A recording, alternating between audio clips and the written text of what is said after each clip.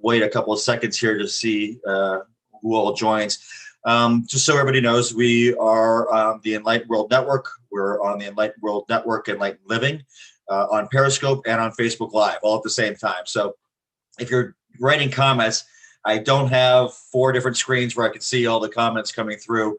So I'm going to try, what I'll try to do tonight is stay, let me see if I can get on one of them and let you know. I'm on the Enlightened Living channel here. So if you have any questions or something as we're going through the show, go ahead and put them on the Enlightened Living channel, and I will be able to see them as we're chatting today. So I want to thank you all and welcome you all again to another show. And today I was last week I wasn't here, and I apologize for that. We had a little bit of damage due to the tropical storms here. So just want to say a quick prayer to all of those who are still having issues with with what happened during the storm last week here in South Florida. It was bad. We did have a lot of rain and a lot of flooding, and it was something else. We hadn't had that much rain. I've lived here in Florida for a very long time, and I hadn't seen that much rain ever.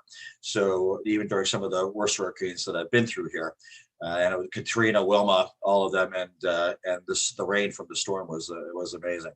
So hopefully everybody here in South Florida is getting situated again and getting their lives back together. It's hard, this year has been hard on everybody, but to have the added insult of all this rain and having homes flooding was horrible. So I want to welcome you all. And tonight's show, we're going to talk about, I'll talk about what happened. Today I was trying to think about what to do the show about, and I wasn't really quite sure. And a friend of mine, Rosie Shapiro, called me today, and she said, "Why don't I do a show on gratitude?" And it's a great idea. So Rosie, thank you for the show idea today. I appreciate it. One of the things, so I want to talk about gratitude in a variety of ways today. I wrote down, so excuse me, I'm going to the notes because I wrote down a lot of things that I want to talk about today. And all of them are important.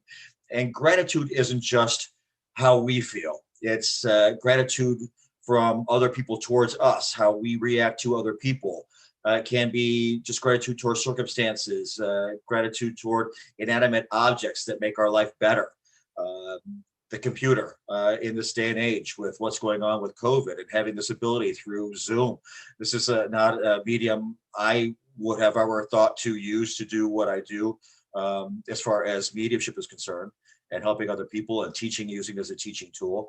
But we've all had to learn to adapt, and I'm grateful for the technology that's out there that we can have this type of interaction and get this type of information out to a wider audience. So that's how it can be to an inanimate object.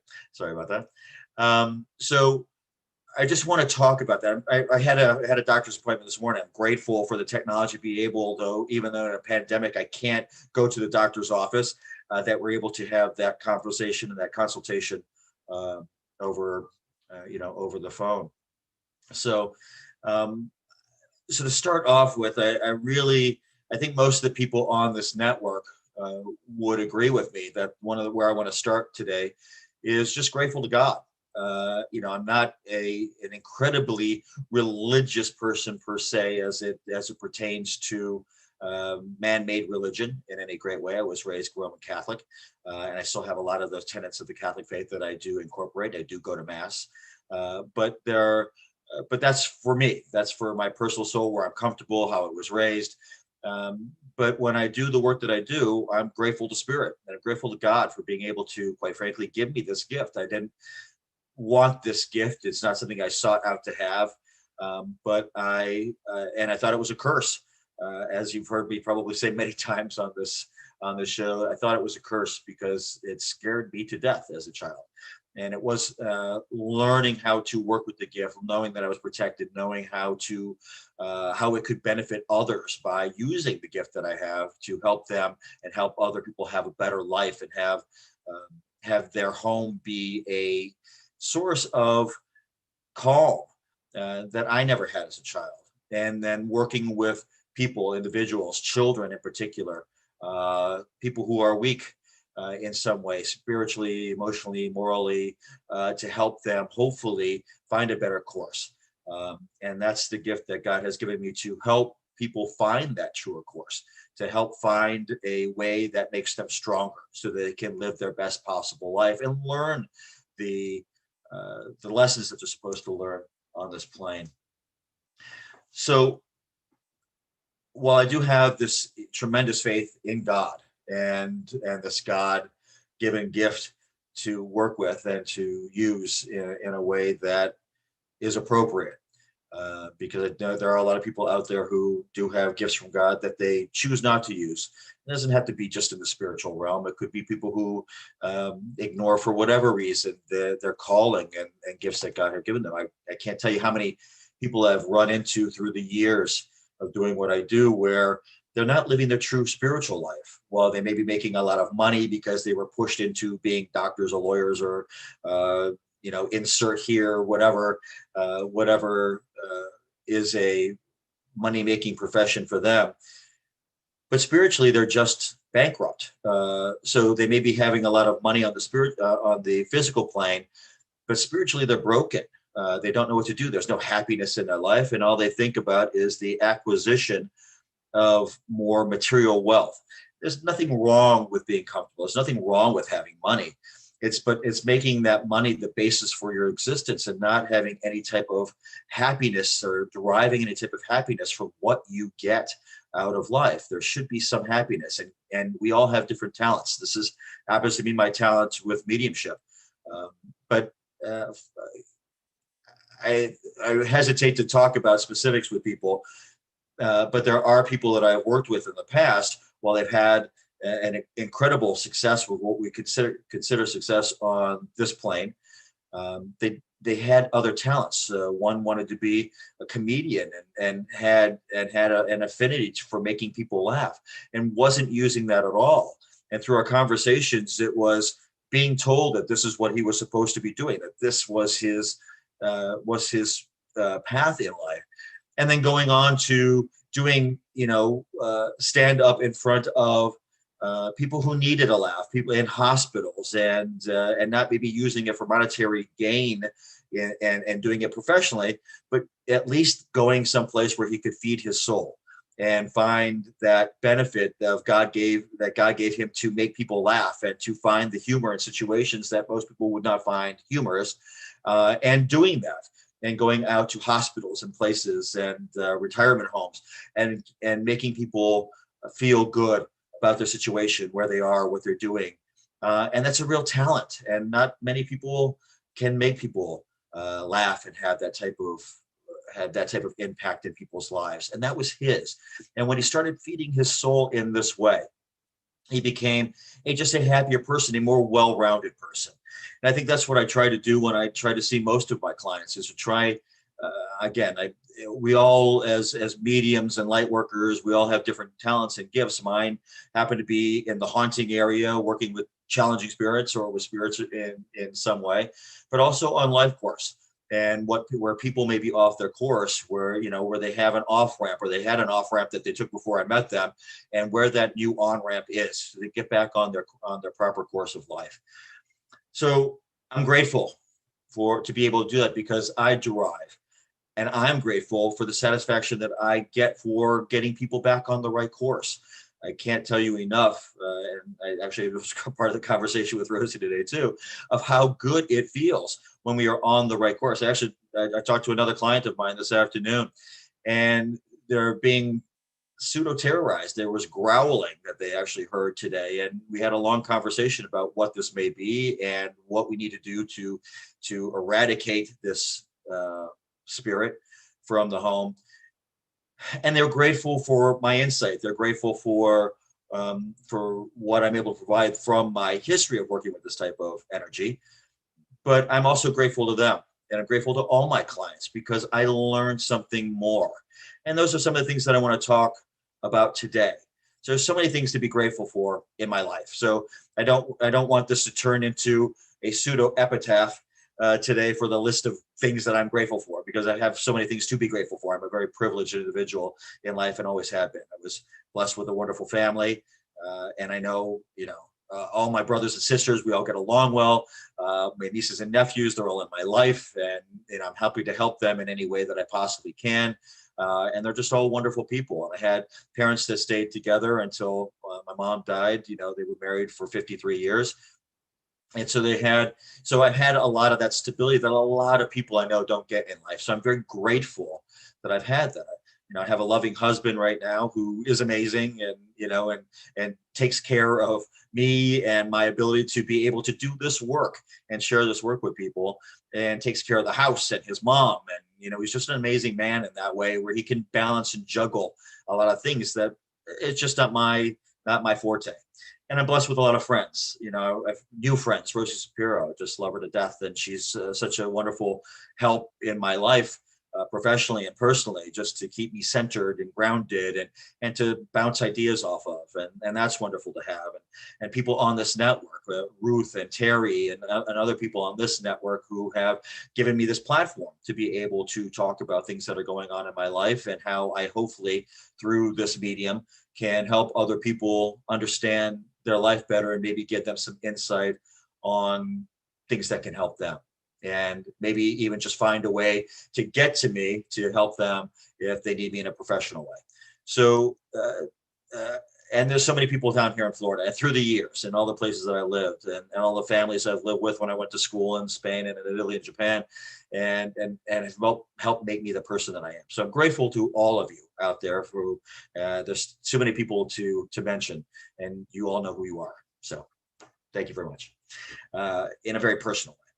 So what I really want to spend this time talking about spirit. This is Spirit Focus up here. So I do want to talk about spirit, and how what we do, and the things that we talk about from a spiritual sense make me grateful.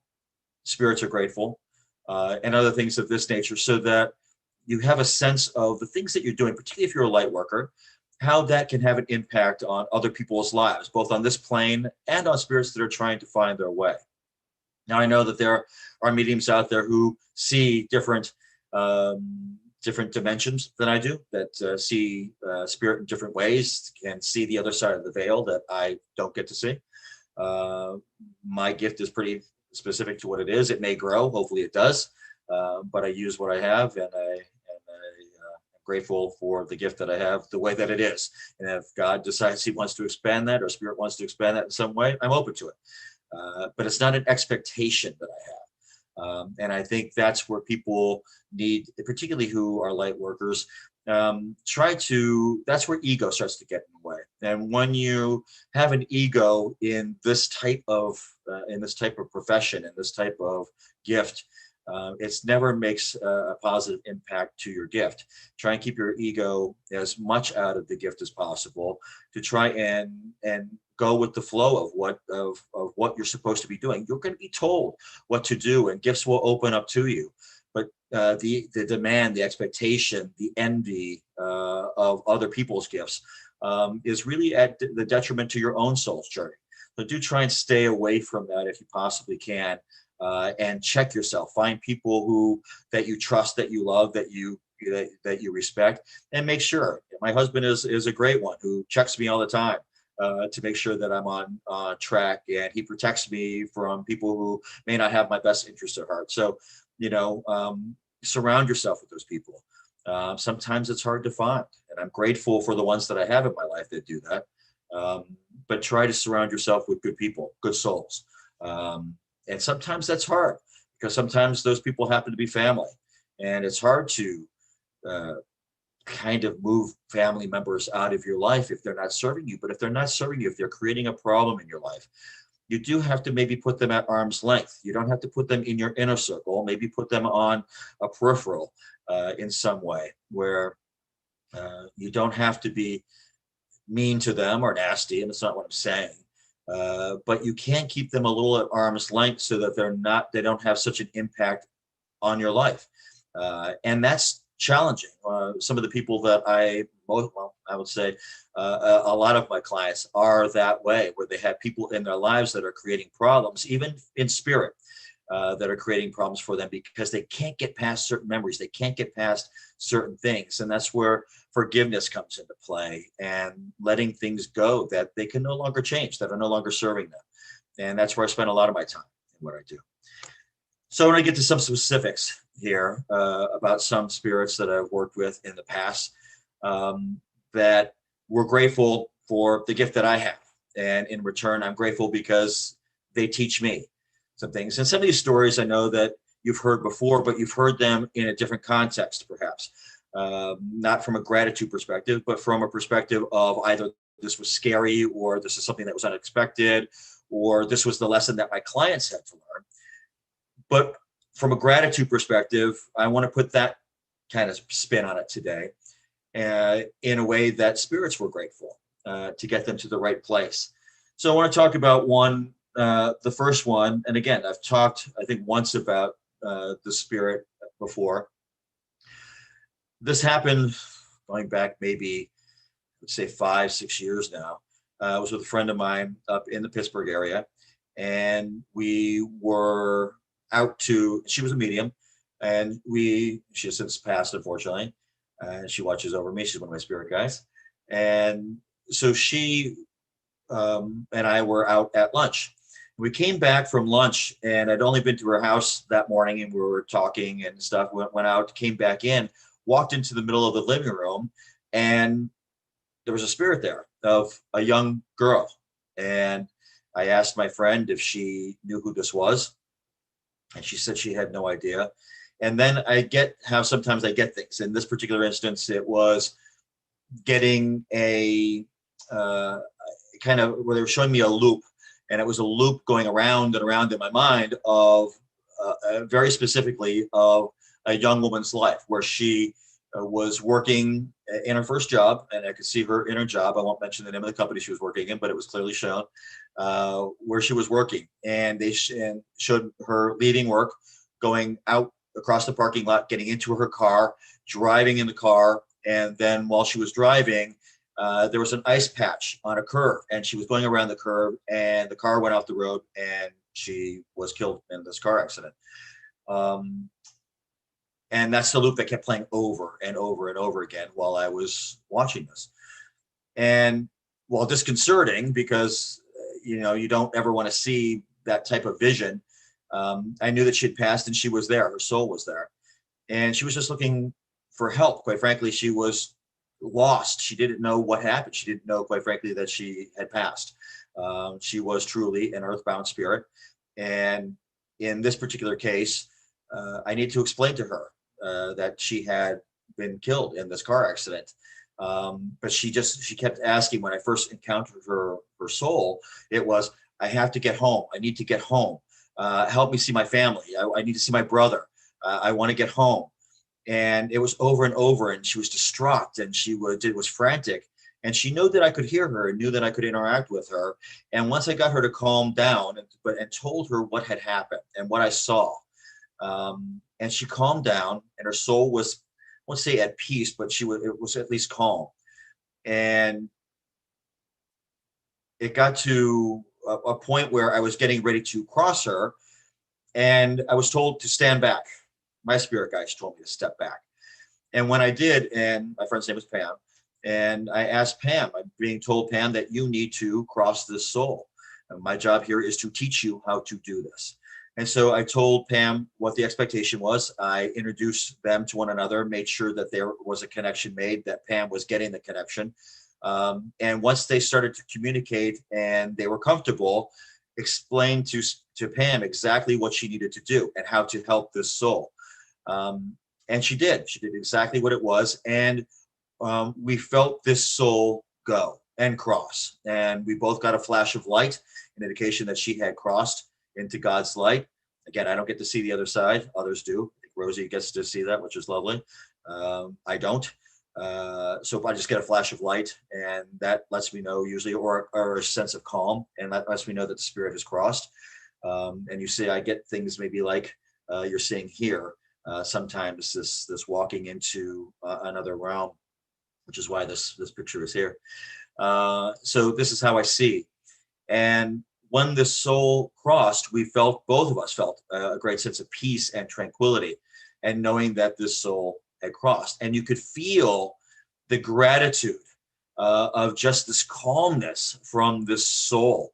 Um, that was amazing. I won't get, maybe another time we'll get into the specifics of how the crossing occurred, what I had to do for a crossing, what Pam did to let the soul cross. Again, that could be a story for another time. It really doesn't have anything to do with the gratitude at the moment.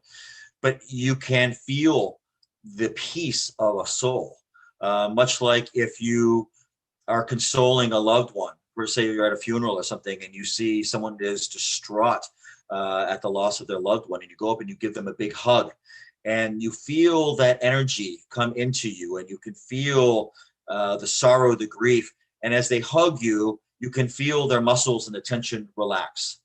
And that's kind of what this feels like. You could feel this calm, you can feel this peace, you can feel that the gratitude that you were there at that time, at that place, in that space, to be able to help that soul. And so for anybody who does this work, you know exactly what I'm talking about. And for new people that I'm teaching how to do this, for Pam was there, she was incredibly grateful for being able to. She had had encounters with spirit in the past, but she didn't know what to do. And this was her spirit guides talking with my spirit guides, letting her know this was a teachable moment for her. And so from that moment on, for the next year and a half while she was still alive, she was able to cross numerous souls that she came across in her path, in her work. And she was eternally grateful. And again, it's not to me, it's to the spirit guides that put us in the same place at the same time with a soul that needed help, so that that lesson could be taught. And that's what we're supposed to do as light workers, is help one another and be there for one another, so that we can help souls. Because at the end of the day, while we have our own lives to live and our own journeys to live, we do have a responsibility to souls that we encounter, to help them along on their path when we encounter them.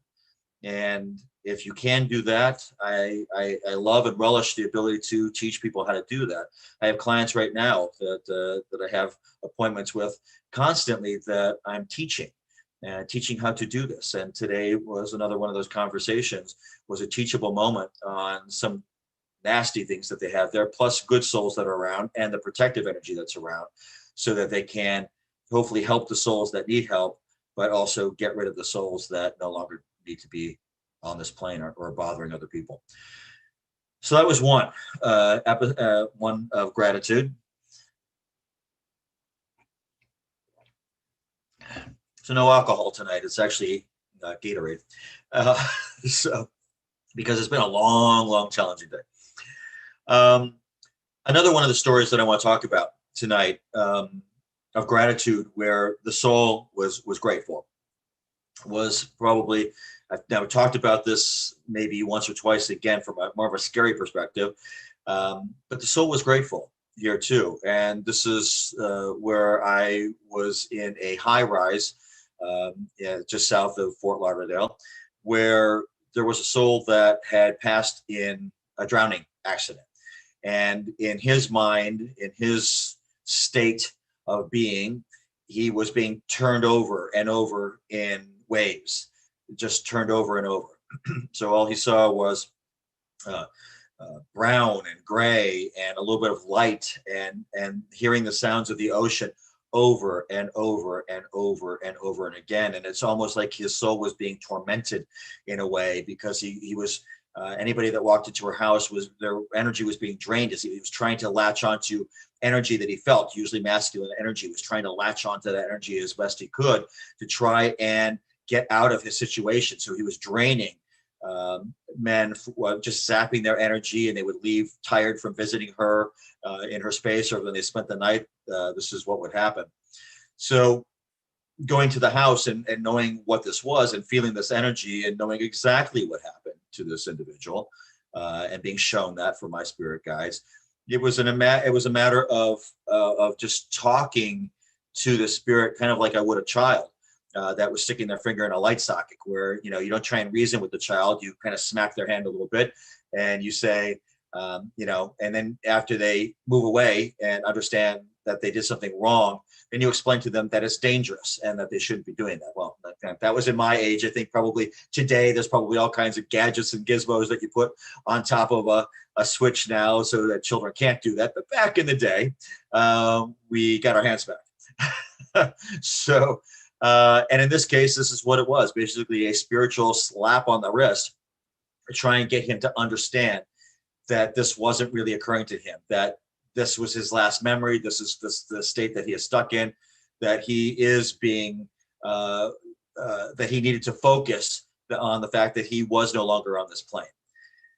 And he was easy. He was like one of the easiest crossings I think I've ever done, because once he understood, he got the slap on the wrist, and he understood exactly what his situation was. And this had happened maybe 10 years before I encountered the soul. It was a matter of trying to get him to understand that he could see his family again. He had a son and a daughter, and letting him know that they were much older now, that his wife had remarried. I felt that his wife had remarried. So, but he could go and encounter that, but he had to cross first. And he took that information in great stride. And it was, once he accepted it, it was just pure acceptance on his part and gratitude. You could feel the release from just being able to know that that plight that he was in was over, and that he could go to God's light and cross and then come back to see his loved ones and interact with them and help them and help them have better soul journeys. But again, it was one of those ones where you could feel the gratitude of just explaining the situation and stopping something bad from occurring.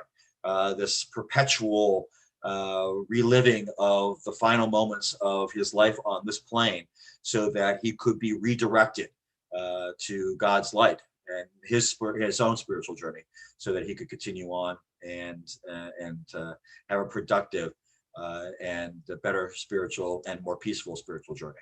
So, a couple of stories of their gratitude that I felt from souls as they were released back from, I hate to say being bound to earth, but they were in some instance. Some of that was their own doing. Some of it was because they didn't know better, or they didn't know what to do. They were new to spirit, and didn't know that they, quite frankly, were in spirit in some instances. So that's sometimes that has to be explained to them, so that they can cross and that they understand what that journey is. So I have so many examples of this. See if there's any questions here. Nothing so far on Enlightened World Network.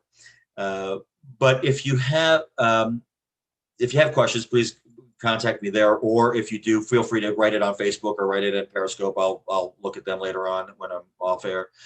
But one of the things that I do want to talk about too is how I'm grateful to Spirit. I mean, these are issues where Spirit has been grateful for my happy to be there in the right place, right time to be able to do that.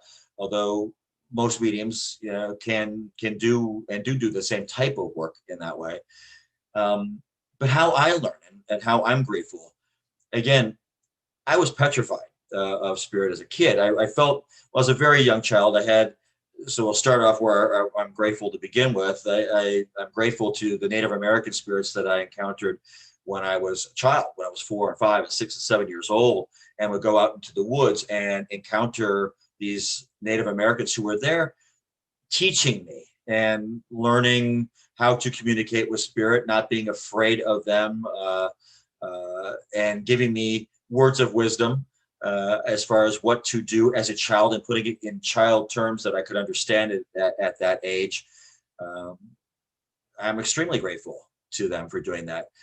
What bothered me was after, when I started to open up more as I got older, I started to encounter negative energy and many more spirits every night lined up in the bedroom that were there to talk, and I couldn't hear them. I could only see them, and it would scare me more because I couldn't understand them.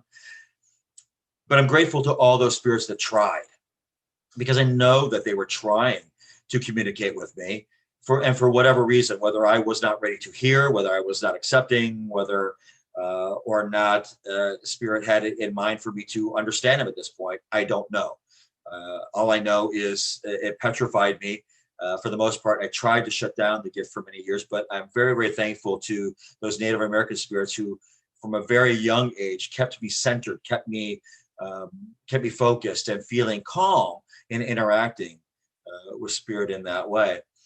And so I want to kind of take off from there, um, on how spirit helps me and why I'm eternally grateful to the souls that take time out of their spiritual journeys to help me be a better medium, help me be a better person on this plane, by what I learn and how I learn it.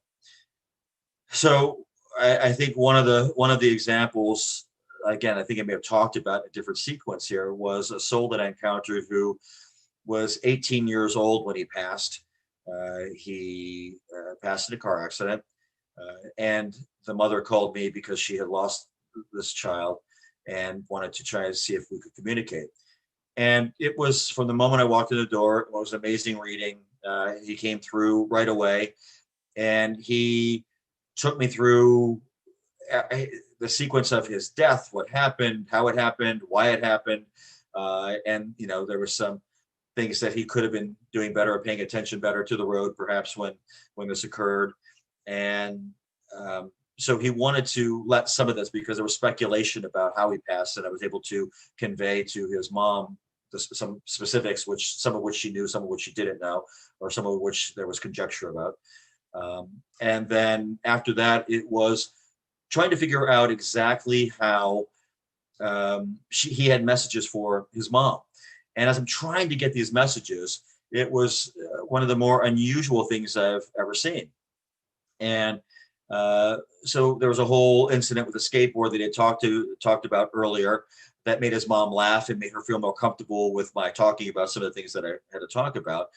But then he was sitting down on the curb, and sitting next to the curb was his skateboard on one side, and in one hand he was holding his hand up like this, and there was this ball of energy just spinning, moving around, and I'd never seen anything like that before. I've been doing this for a long time. It was very strange to me, and I didn't know what it was, but he was just holding this ball of energy. And so I asked the soul, I asked the 18-year-old man who died in the car accident, why he's showing that to me. And he told me that his mother was able to bring this child to term. And then I understood. And so now that's how spirit shows me, sometimes, how many times or whatever, that a child was not brought to term, whether for any reason. And I see the energy this way. So I know specifically what the souls are trying to communicate to me for people on this plane, to give them peace and comfort that that soul still exists. In this case, the 18-year-old wanted his mother to know that this soul, who was older than he was, that they were together on the other side, and they were at peace, and that they would be together, and they would be there when she crossed. And that brought her such a sense of relief and satisfaction and joy, quite frankly, that both of her children were together. And so I learned from that. And that's how spirit teaches me. And I'm eternally grateful to spirit when they're that open. He didn't have to do that. He didn't have to explain the situation to me. He didn't have to let me know what that was. It just could have explained what I'm seeing to his mom and let it go at that. But he was kind enough to tell me exactly what I'm seeing, why I'm seeing that.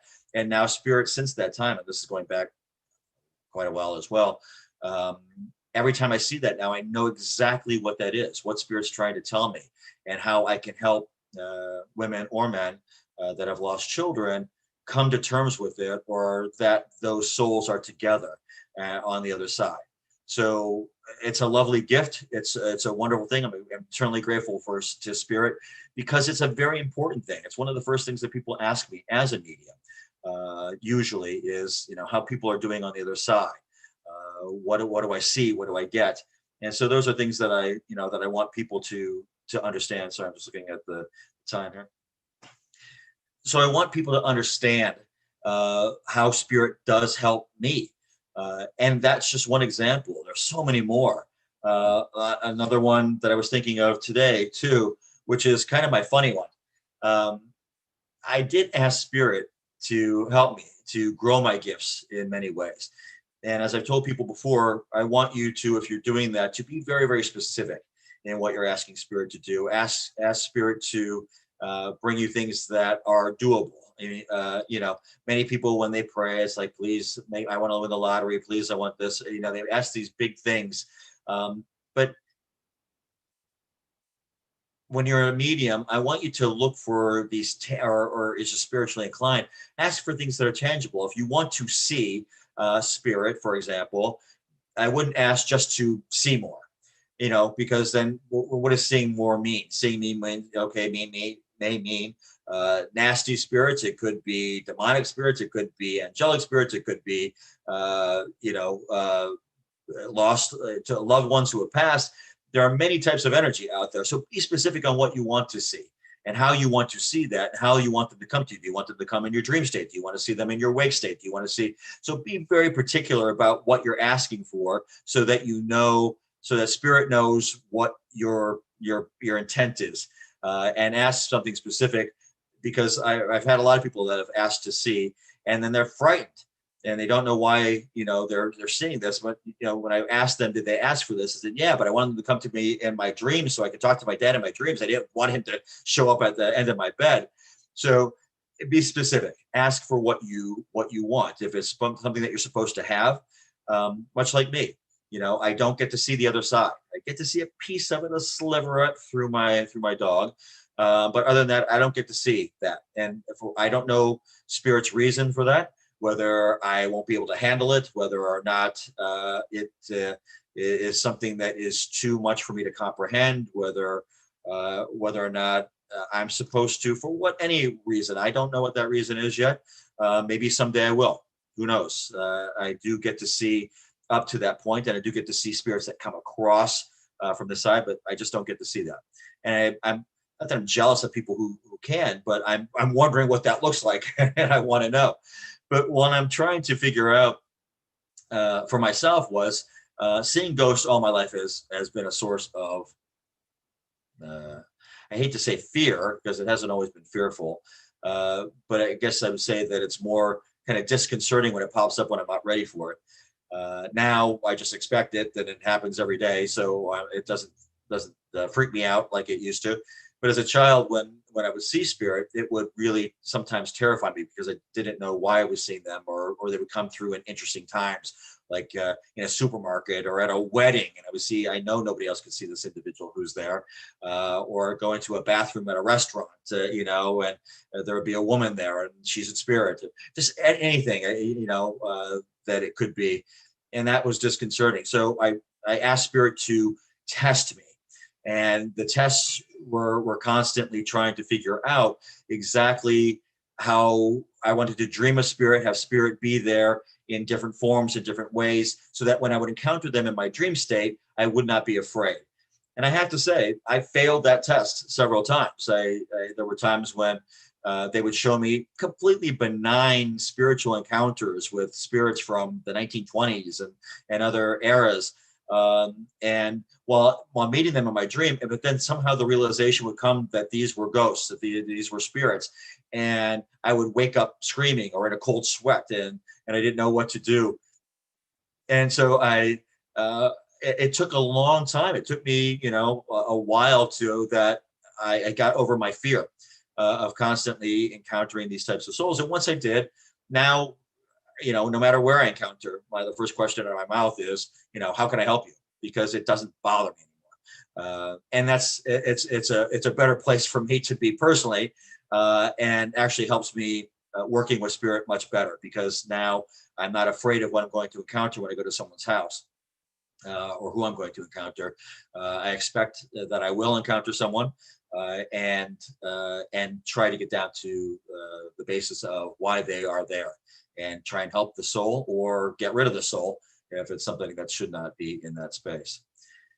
So that's one way. So I'm grateful to spirit that they show me these types of things, that they show me how to better work with spirit and teach me. So these are all teachable moments for me, and how I learn as a medium, and how I learn as a human being to grow my gift, and to not be afraid, and to get rid of the fear. So I really appreciate that spirit, and a lot of these spirits are unknown to me. I don't never met these souls before, but they are taking the time and effort and energy to be able to come forward and teach me new things. And that's just it's a wonderful opportunity, which is why I like to spend my time teaching as much as possible as well. I think another one that might interest people was I've been taught how poltergeists are formed. And I have to, they can be formed in many ways. The first time I encountered one was, and it's usually the energy of somebody who may not know that this is forming because of their angst, their guilt, it's usually a negative emotion that will create this, and it creates a force. So imagine the wind in itself is not usually harmful. The wind can blow at 5 miles an hour, and it's just a nice breeze and it blows. But sometimes that wind can start to circulate and it takes on a life of its own, as in a tornado or in a hurricane, where it has force and it has not, I wouldn't say intent, but it does have a destructive nature to it at that point, where this benign force becomes something to be reckoned with. And that's basically what a poltergeist is. It's a force, it's energy that can, after a while, start to have different types of properties with it as it gets older or forms or detaches from the initial energy source. So I won't go into great deal here. I think maybe that's a whole show, I think, on what poltergeists are and how to combat them and what to do with them. We're talking about gratitude today. So actually, I'll write that down for a show so that we can go over that in case you encounter one, or in case you are forming one and you don't know that. But these are things that your forces that you will encounter, and everybody has at some point in their life. So I'm grateful to Spirit for showing me how that process works, so that I kind of know different stages now of what I'm working with. Is it in its initial stage? Is it something that's easy to deal with it? Does it now have a purpose of its own? We're trying to get more energy to it. And this is where you will see some poltergeists that they will start to act up to make people fearful. What does it feed on? It feeds on this fear. Why does it feed on fear? Because it's a strong emotion, and it too is a strong force of nature that it continues to feed. It's kind of like, when you have a thunderstorm, there is a downdraft and there's an updraft. The updraft is feeding the storm, and that's what this energy tries to do and does do with the poltergeist energy. So you need to be kind of careful and mindful of the energy and know what that is. And you can see them and you can see their energy if you're gifted to see what they're doing, kind of like a portal, and seeing the portal itself. And it was kind of a rift in the atmosphere, as it were, a break or a crack in the energy field, so that things can travel through it and energy is flowing in a different way than it is around it. So we'll talk, I think these are subjects that we'll talk about for another time. But from a gratitude perspective, I'm grateful that Spirit teaches me these things so that when I go out, I can help other people with their journey in this way. I'm trying to look. I think those are most of the examples that I have. One more for tonight before we go. I've had spirits tell me that I'm wrong. And as a person, I grew up and I like to believe I'm always right. I'm one of those kind of people. So, but I'm not, and I know that I'm not. And Spirit has had no problem telling me that I've been wrong on occasion. It hasn't happened often, but it has happened. And actually, I think I explained this to somebody today, maybe Rosie or maybe to Ahana or somebody else that may be on tonight. But I had this issue one time where I was with a friend of mine, and I was doing a reading and was told that she could communicate with this. That it was okay to communicate with the spirit. That the spirit was in a bookstore, and in the bookstore, it was in a spiritual bookstore, and the spirit had been kind of found its way because of the energy surrounding this location and all the people that were coming there that have a lot of interesting energy around them, good, bad, or indifferent. And so the spirit found its way to the store and kind of hung out there. and was earthbound.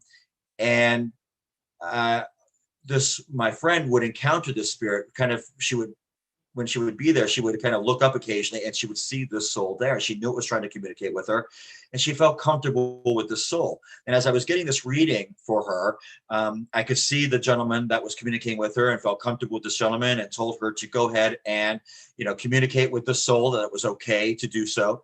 And so we talked a lot about the soul because it came through very strongly. Come to get in my car later on after this reading, and as I'm driving back home, it was like a 2.5-hour drive home. As I'm driving back, I'm getting a message from her mother, the client's mother, and just saying that that I was wrong, that this man is not to be trusted, that he has bad intentions. He's trying to find someone maybe either to go home with, or to kind of latch onto their energy or something of this nature. But this guy is not a good man. Please call her back, let her know that you were wrong, and tell her that. And I'm not a big fan of eating crow, but at 12:15 at night, as I'm driving down the dark Ohio highway, I'm on the phone, and I called her and I said, "Your mom's here. I have to tell you that I'm wrong, and this is why I'm wrong. This is the true intent of the spirit." And she told me she felt that, and she was surprised by my reading, but she did not say anything to me while I was doing the reading. So she was glad that her mom came through and made it right.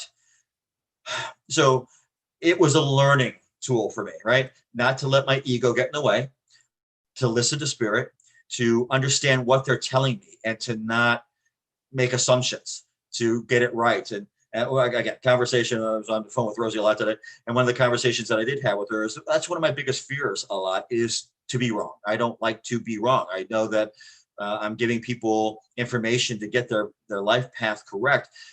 But it's sometimes, this isn't where I get it in stone. It's a subject to interpretation. Sometimes it's a sign. Sometimes it's a symbol. Sometimes they're telling me directly. But it's something that can, on occasion, be misconstrued. And I don't want to have that happen. So I have faith now. And that's where I'm very grateful to Rosie to be more faithful in my gift, and to have that faith, and to have that faith in my ability. And if I am wrong ever, again, that I do take the time and effort to make it right. And I thank Spirit for that, because it keeps me, I think, really keeps my ego in check. That I'm always right in what I do as a medium and stuff. That's just not who I am, and I never want to get to that point where I am that way. I just want to give what I get, how I get it, as much as I get it. Be truthful, honest, never lie to my clients. And if I'm not getting something, you're not going to get it from me. I refuse just to say something to placate people. I'm going to get the message. I have to have confidence and faith that the information that I'm getting from Spirit is the information that you're supposed to get. And I give you exactly what I get, how I get it. And it makes my life easier. It makes sometimes the client gets a little perturbed, I think, because I won't go further, or they are asking questions that I can't get the answers to. But understand, sometimes you're not supposed to have the answers for everything that happens in your life. Some things need to be experienced by your soul. And I think that's one of the big takeaways also for today, other than gratitude, is to take the information that you're given and to contextualize it in your life and move forward with it. Again, there's no medium that can make you do anything, but hopefully we can give you some insight into your life, or into the life of those that have passed, to help make your spiritual journey a better journey. And so we'll leave it there for the night. I think if there's no questions out there on this particular channel, let me just look real quick and see if there's anything out there. It doesn't look like there is here. So I just want to say thank you to everyone for watching and being there this evening. And I'm grateful to each and every one of you who take the time to listen to these and to give me feedback on your experiences, or perhaps what you're grateful for. I'm grateful for so many things in my life, and I'm grateful to all of you who take the time to listen and want to learn and want to expand your spiritual horizons. So I wish you all a very, very, very, I don't even know when Thanksgiving is now. I'm so lost on dates between the election and everything else that's been happening. But I wish you all a happy Thanksgiving if it's happening between now and the next time I'm here online. And enjoy your families and your friends as safe as you possibly can during COVID, and protect yourselves. And have a wonderful evening. And I will see you all next Tuesday. Have a lovely evening.